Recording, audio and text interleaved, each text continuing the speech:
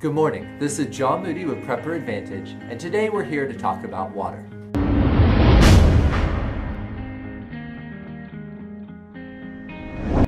Have you ever thought about how much water you actually use? What would you guess if somebody asked you? Do you think you use 10 gallons of water a day? 20 gallons of water a day? How about 40 gallons of water a day?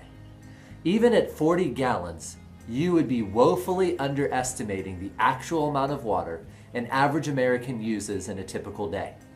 Studies show that most Americans use 80 to 100 gallons of water each day. That means if you're a family of 4 to 5, the standard American family size, you use 400 to 500 gallons of water a day. If you're a larger family like ours, you may be using 600, 700, even 800 gallons of water a day. And note, these estimates don't include water that you might need to take care of animals and livestock. It doesn't include water that you might use to grow food. It also doesn't include water needs for those who are in exceptionally dirty occupations or dirty lines of work. Since we're a homesteading family, we generate far more laundry and far more washing and cleanup needs than, say, your typical average suburban family. And so this amount of water, this 300, 400, 500 gallons a day for a family, is a massive need of us. Say you have livestock ranging anywhere from a small flock of chickens up to a few pigs or even some cows to help provide for your family. These animals will require anywhere from a dozen to a few hundred extra gallons of water per day. Or what if you're growing some of your own food? We've experienced an unprecedentedly dry spring, receiving so far about 1/10 of the normal rainfall we get this time of year. Long dry spells while we're trying to get plants in the ground, causing us to have to irrigate for 1 to 2 hours per day.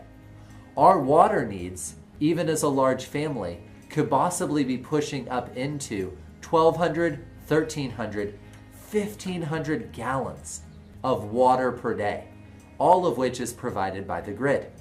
What do you do if the grid goes down?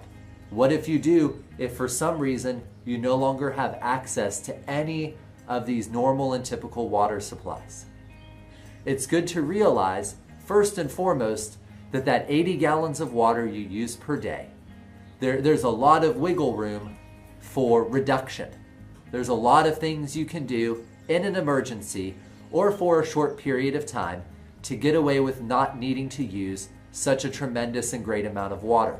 Most of that water is all about making our world cleaner, nicer, less smelly, and more convenient. So now that you understand that you have on hand at any time in your home anywhere from 40 to 100 gallons of usable water, kind of water reserves we'll call them, and that you can easily increase that up to about 200 gallons very quickly by having a few simple preps on hand and making use of infrastructure that's already available in your home.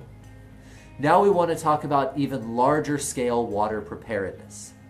Kind of what can we do to go beyond just having enough water to get us through a bare minimum of a few days and be able to offer even greater protection to our families or have sufficient water reserves to help others in needs.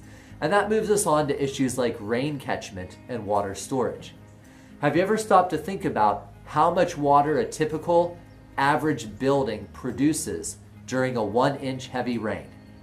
A typical American house during a 1-inch heavy rain will produce 1,000 or more gallons of water coming off the roof.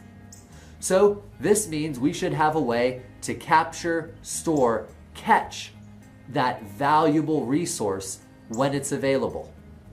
I'm not a big fan of rain barrels. I know these became popular over the past 10 years, but the average size rain barrel at best can only hold 50 gallons of water.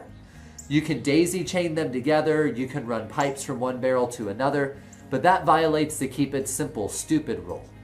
All of that plumbing, all of those running and hooking barrels together become points of failure, places things leak, places clogs can form, or if you're in a milder climate with freezing and thawing cycles, places you're going to have to fight those issues as well. So if you're going to do rain catchment and you want something more meaningful and easier to work with than a 50-gallon rain barrel, but you're not ready to step up to, say, a cistern, putting in really large-scale water storage in the multiple thousand range, a super easy solution are the IBC totes, the intermediate bulk containers. These are those big, caged plastic containers that just have 1,000 amazing uses on a farm, on a homestead, or for somebody who just wants to be a little bit better prepared for what life may throw at them. They run often between 250 and 350 gallons, so they're a meaningful amount of water storage. They can provide a couple weeks worth of emergency water if it comes to that.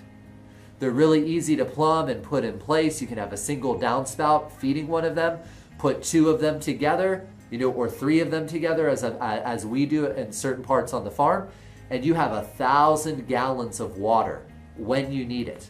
That's enough not only to provide for your family, but to keep your garden well watered, to keep a small number of livestock properly cared for during a water emergency, and really have sufficient backup water for you, your loved ones, and your life to kind of keep things going in a good direction. So there's a few more things we want to talk about with regards to water. First, if you are storing water, especially potable water indoors, water has an expiration date. Water goes stale. So it's a good idea at least every 90 days to swap out and rotate your water supply to ensure that when you need it, it's fresh, it tastes good. Obviously, stale water is still perfectly fine for all sorts of other purposes, but especially the water you're setting aside for drinking water. You don't want it to sit around forever. This is especially true of water in plastic jugs, especially little plastic jugs and plastic gallons. That water over time will begin to develop some strange off flavors from chemicals in the plastic working its way into the water, and that's no fun for anyone, especially in an emergency. Another important thing to realize with water is you want to make sure you have a non-grid-based way to filter water.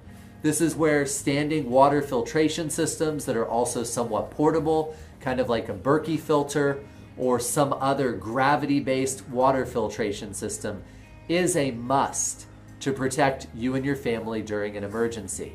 So we don't use a system like that for day-to-day basis. We have nice, clean well water, but we lose water on a fairly regular basis because of storms, because of loss of electricity, because of freezing cold temperatures. And in that situation, when we're having to melt snow, when we're having to make use of surface water, stored water, we want a way to safely filter it to make sure that what we're drinking during those times is potable, is safe, and isn't going to become yet another part of an already problematic situation.